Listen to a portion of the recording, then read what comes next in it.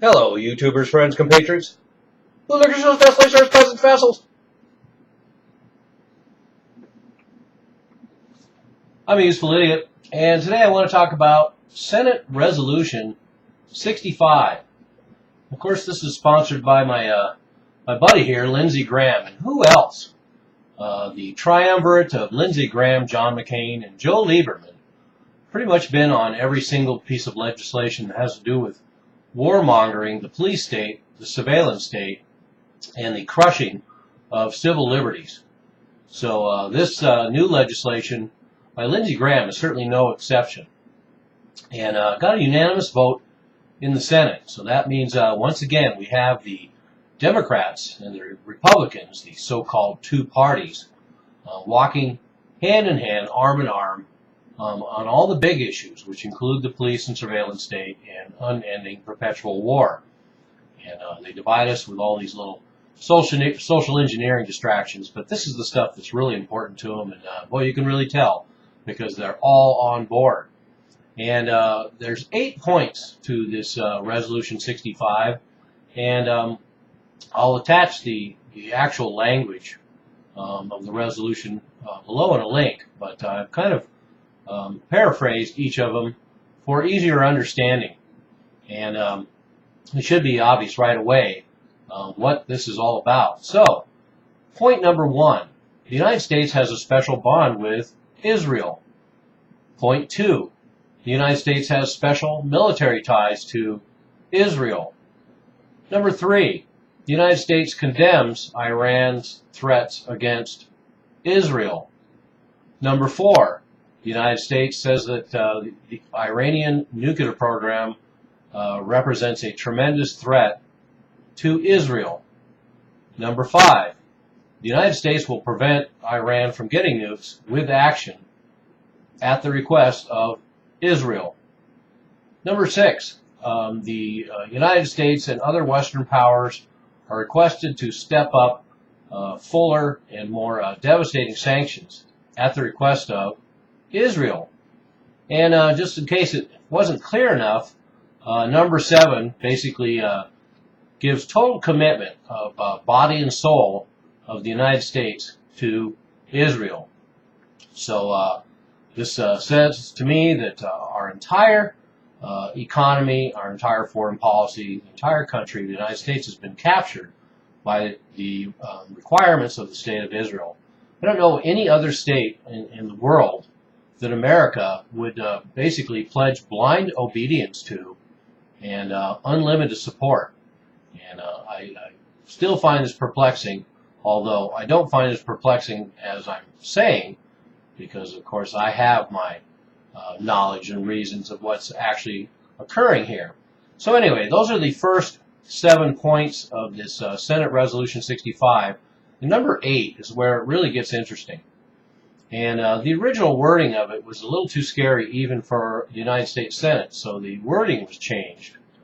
But what we have here is the old resolution, number 8, said, quote, urges that if the government of Israel is compelled to take military action in self-defense, the United States government should stand with Israel and provide diplomatic, military, and economic support to the government of Israel in its defense of its territory, people, and existence.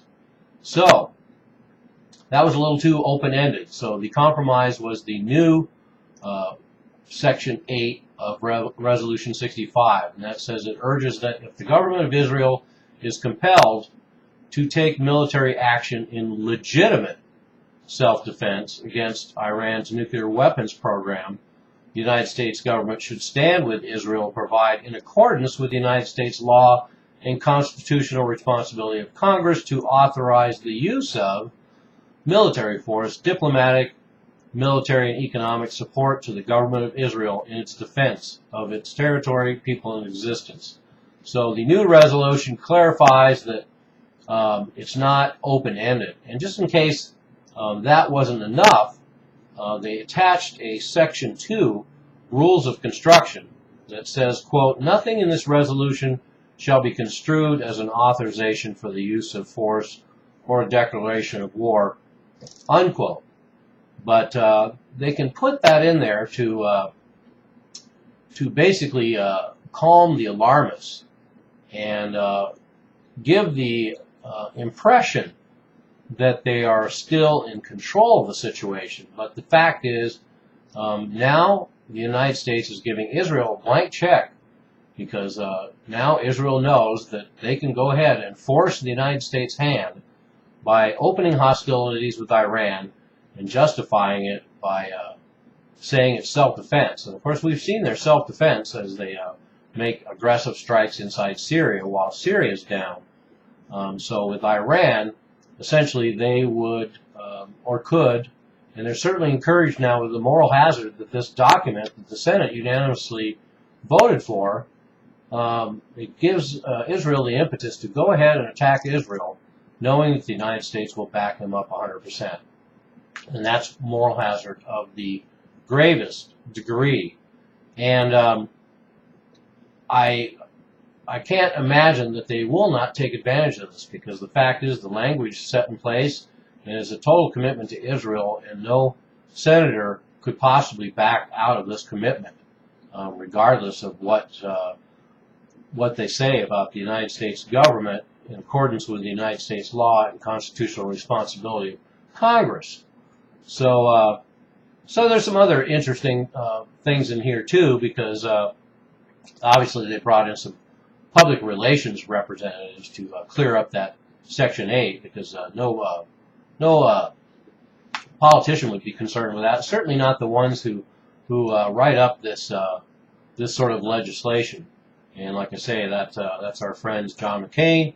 Joseph Lieberman's gone now, but Lindsey Graham and John McCain are making up for them. And as I mentioned earlier, every single piece of civil rights, police state, civil rights crushing and police state surveillance and aggressive foreign policy legislation that we have in the United States is pretty much sponsored by those two. And I would suggest between the three of them, they have more skeletons in their closet than Victor Frankenstein. But that's a topic for another video, as I like to say. And I also think it's interesting that in these documents, whenever they talk about Israel, they talk about the right to existence. And for me, that seems to imply some amount of guilt, if it's really important that everyone basically promise to respect their, quote, right to existence. And but I just thought I'd bring that up because I just found it interesting that it shows up in this document as well, their right to existence. And so there we have it. And the fact that it's unanimous, like I say, is very disturbing. It shows the lockstep of both parties, and certainly administration after administration has adapted this policy. And I go back to Section 2, Rules of Construction, where the caveat was added that says, quote, nothing in this resolution shall be construed as an authorization for the use of force or a declaration of war.